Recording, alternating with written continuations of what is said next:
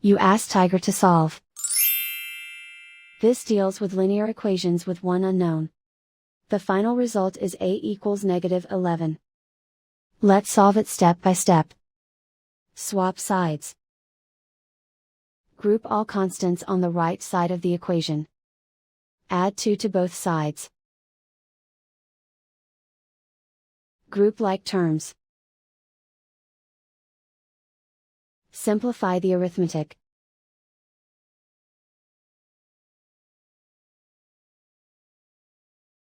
Isolate the a.